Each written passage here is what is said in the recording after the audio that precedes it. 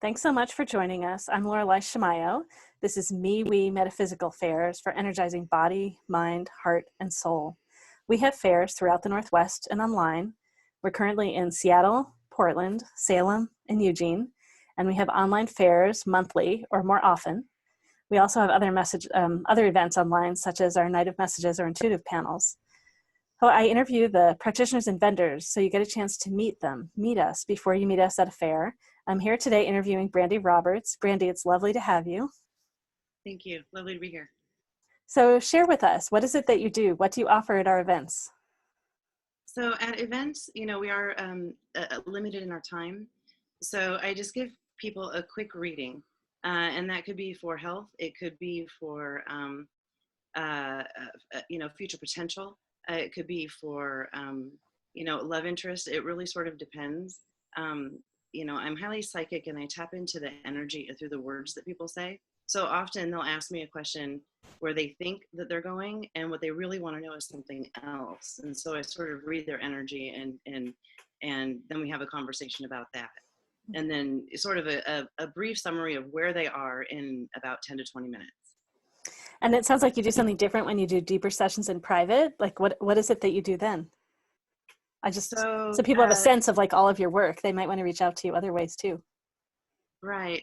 So I like to heal people, or to work with people to heal mind, body, and spirit at the same time. So a typical session for me is going to start with a conversation.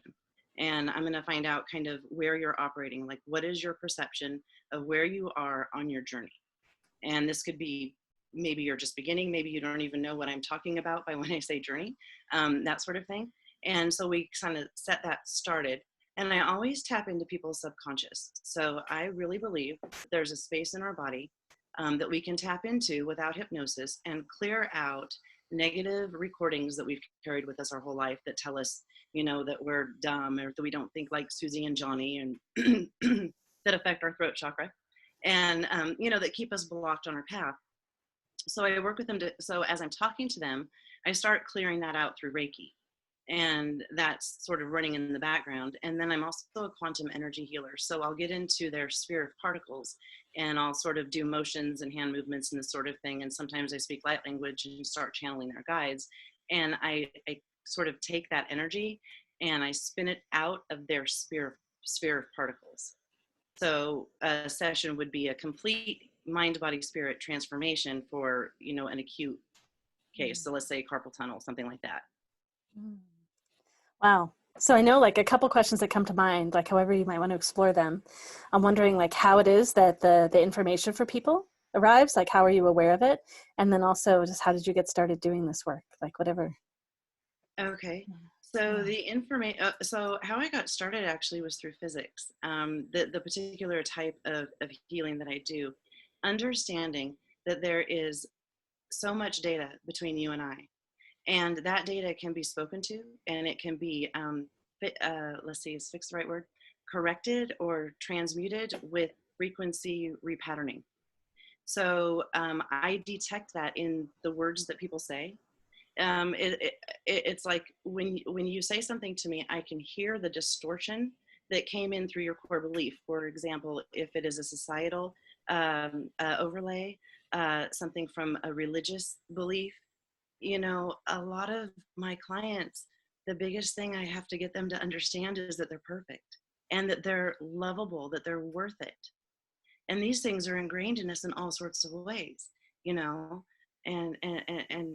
I'm sorry, I lost my track. I lost the question that you asked me. Oh, how I got started also.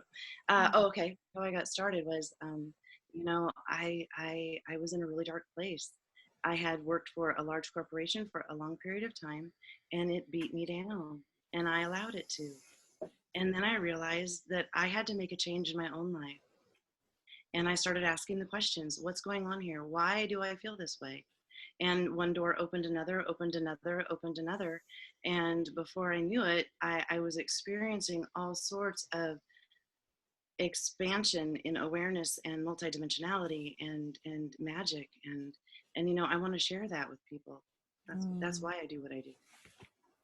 Yeah, that's lovely. Great. Thank you. Oh, so do people come with a typical question? Like what draws them to work with you? you know, so I'm pretty honest with my customers. Look at it like they're paying me to tell them what I see. You know, I had a new customer actually call me this morning, and we were chatting, and she wanted to know, she's getting ready for a move, and she wanted to know how it was going to be when she got there, and for prosperity and this and that. And I said, I hear your question. We're going to come back to that. What you really need to know right now, what your guides are telling me right now, is that you've got to open this door, because there's this man that wants to walk into your life and sweep you off your feet and carry you away, but you're not letting him in. I said, we've got to get that first. Then we'll work on everything else, because he's ready. That's what I do. I see where you are on your journey, and I hear what you guys tell me, and then I say, okay, this is what I'm getting from you, and then we'll hit what you came to me for. Yeah, because it's important. You know, if you have a roadblock, it's going to block you in every way. Yeah. Great. And you know, that love thing, that's a big one. Oh, so much, yes. Yeah. Well, if people want to connect with you and learn more about your work, connect with you offline, where do they go? How do they find you? The best way is to call or text me, and my number is 916-837-5146. Could you just say it one more time? Then your number. Sure. 916-837-5146.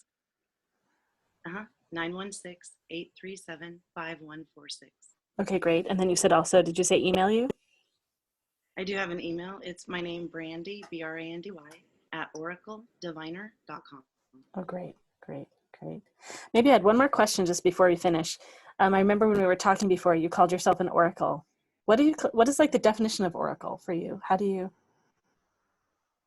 For me, you know, it's interesting. There are a lot of different ways to look at that. And for me, I channel wisdom. So I channel your guides.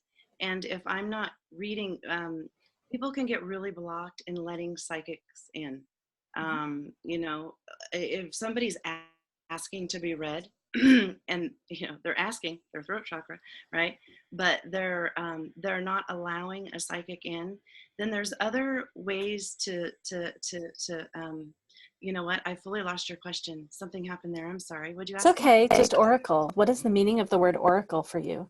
Oh, Like, how do right. you come to use that word? Yeah. Okay, this is actually what happens.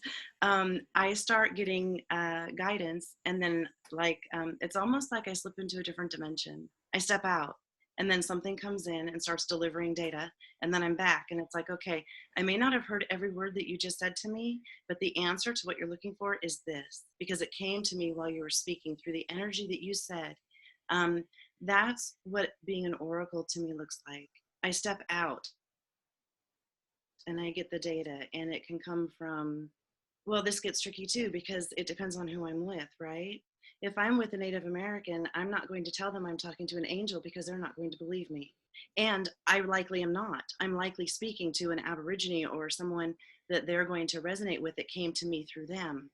So it really just depends on who I'm with, who I'm communicating with, but it's higher wisdom. It's a guidance system that directs me how to best handle what it is I'm encountering in someone's psyche and in their mind.